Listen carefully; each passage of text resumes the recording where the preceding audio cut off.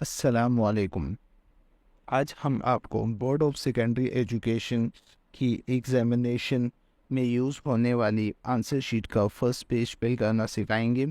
ये बहुत important page होता है क्योंकि अगर इसमें थोड़ी सी इशू गलती या कोई भी मसला हो तो आपका पूरा पेपर कैंसिल होगा और आप उस पेपर में फ़ेल कहलाएंगे, अलबत्ता आपने पूरा पेपर सही किया हो। तो आ जाए हम इसको शुरू करते हैं। आप हमारे साथ इसे देखें और सीखें। इसमें जो सबसे फर्स्ट में आता है वो आता है सीरियल नंबर। सीरियल नंबर आपके आंसर शीट को आइडेंटिफाई कर रहा होता है। इसमें कोई भी नंबर हो जैसे 4, 3, 2, 1, आपको इसमें कुछ नहीं लिखना होता। ये बोर्ड के जानिब से आता है। सही है, ये सीरियल नंबर बोर्ड के जानिब से लिखा हुआ आता है। अगर ये सीरियल नंबर ना हो तो आपके एग्जामिनेशन हॉल में जो भी इंचार्ज हो आप उनको बोलिए कि मेरे आंसर शीट पे सीरियल नंबर नहीं है, मुझे दूसरी आंसर शीट इशू करवाएं, तो वो आपको इशू करवा देंगे।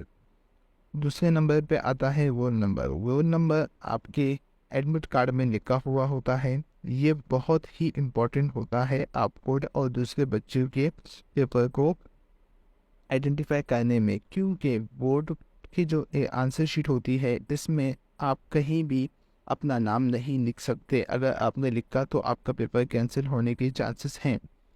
सही।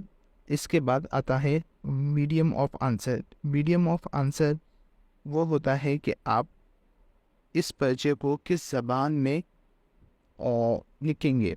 जैसे कि अगर आपका इंग्लिश का पेपर हो तो आप इंग्लिश लिखिएगा, उर्दू का पेपर हो तो आप उर्दू लिखेंगे। अगर आपका पीएचडी का पेपर हो तो वो आप पे डिपेंड करता है कि आप कौन सी लैंग्वेज में उसको लिखेंगे। तो अगर आप उर्दू में लिखते हैं तो आप उर्दू लिखिए, अगर आप इंग्लिश में लिखेंगे तो आप इंग्लिश में लिखें। इसी तरह इस्लामियात का भी होता है, वो भी आप इंग्लिश में और उर्दू में लिख सकते हैं। तो ये जगह बहुत ज़्यादा इम्पोर्टेंट होती है। आप इसको देख लें कि आप कौन से लैंग्वेज में अंदर आंसर शीट में लिखेंगे। इसके बाद आता है name of exam. Name of exam में अगर आप 9 के स्टूडेंट हैं तो आप लिखेंगे SSC 1, और अगर आप मैट्रिक के स्टूडेंट हो तो आप लिखेंगे SSC 2। अच्छा, जो 1 और 2 आप लिखेंगे ना, ये रोमन नंबर पे होगा। जैसे मैंने इधर 1 लिखा हुआ है, तो अगर आप इसके आगे 2 भी लिखेंगे तो आप इसको रोमन नंबर में लिखेंगे 2। सही है। अच्छा, इसके बाद आता है ग्रुप। ग्रुप या तो आपका साइंस होगा या आर्ट्स होगा, तो आप इसको देख लीजिएगा कि आपका साइंस है या आर्ट्स है। सही है। कंप्यूटर और बायो जो आता है वो साइंस में ही आता है। इसके बाद आता है सब्जेक्ट। सब्जेक्ट में आप उस सब्जेक्ट का नाम लिखेंगे जिसका पेपर होगा उस दिन। अगर आपने इसमें गलती कर दी तो आपका पेपर कैंसिल हो सकता है, बहुत ज़्यादा चांसेस होते हैं इसके। इसके बाद आता है आपका पेपर।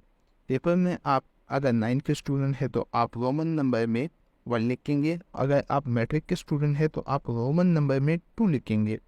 इसके बाद आता है सेंटर। सेंटर आपको जो एग्जामिनेशन हॉल में इन्विजिलेटर होता है वो आपको बताएगा, तो आप उसको A to Z लिखिएगा, कोई भी गलती नहीं कीजिएगा। इसके नीचे आता है डेट। अच्छा, डेट में आप उस पेपर का डेट लिखेंगे जिसका उस दिन पेपर हो। जैसे अभी 8 को आपका स्टार्ट हो रहा है तो 8 के दिन अगर आपको जो भी पेपर हो आप 8 लिखेंगे। अगर आप 9 को जाते हैं तो फिर 9 लिखेंगे। जिस दिन आपका जो पेपर हो तो उसको वो ही डेट लिखनी है, ये आप थोड़ा सा देख लीजिएगा। अच्छा, इसके नीचे कुछ जो भी है इसमें आपको कुछ नहीं लिखना। सही है। अच्छा, इसके साथ जो ये टेबल बनी हुई है इसमें भी आपको कुछ नहीं लिखना। अगर आप इसमें कुछ लिखते हैं तो आपका पेपर कैंसिल हो सकता है। अच्छा, इधर आप आ जाए तो इधर आप मीडियम ऑफ आंसर देख सकते हैं। इसमें आप इंग्लिश उर्दू वैसे ही जैसे आप अंदर जो पेपर फिल करेंगे उसी की तरह आप इसमें लिखेंगे कि या इंग्लिश या उर्दू। सही है। इसके बाद आता है नेम ऑफ एग्जाम। वो भी हमने उधर ही डिस्कस कर दिया कि SSC पार्ट 1 वाले 9 कहलाते हैं, और SSC पार्ट 2 वाले मैट्रिक कहलाते हैं। इसकी ध्यान रखिएगा, यहाँ रोमन नंबर यूज़ होते हैं 1 और 2 में। सही है। और ग्रुप भी हम डिस्कस कर चुके हैं, सब्जेक्ट भी, पेपर भी, डेट भी। अच्छा, इसके नीचे एक दूसरी चीज़ आती है, वो है नंबर ऑफ सप्लीमेंट्री। अच्छा, आप बी कॉपी जो लेते हैं ना, वो होती है यहाँ पे। तो आपने जितनी भी कॉपी ली है, जैसे कि अगर ये है तो ये आपकी ए कॉपी है। इसके बाद आप जो लेंगे वो बी कॉपी होती है। जैसे अगर आपने एक और कॉपी ली है तो आप 1 लिखेंगे, सही है। अगर आपने टू कॉपियाँ ली है तो आप 2 लिखेंगे। इसी तरह ये आप देख लीजिएगा कि आपने जितनी कॉपियाँ लिखी होंगी वो इधर लिखिएगा। अच्छा, इसके नीचे आता है number of graph paper. Graph paper ज़्यादातर मैथ के पेपर में यूज़ होते हैं, तो वो तो एक दो ही यूज़ होते हैं, इससे ज़्यादा यूज़ नहीं होते, तो आप वो भी देख लीजिएगा।